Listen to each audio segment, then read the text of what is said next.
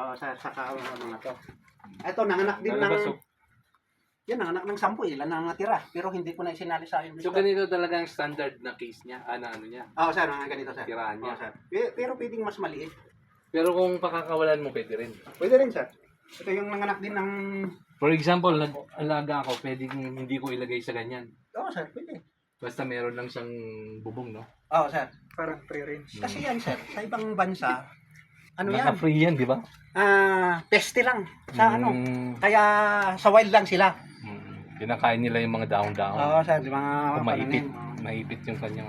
Ito, 10 yung anak niya dati, pero ito naman, 10 din. Kaso may kunti lang yung anak niya. Bait din pala, oh.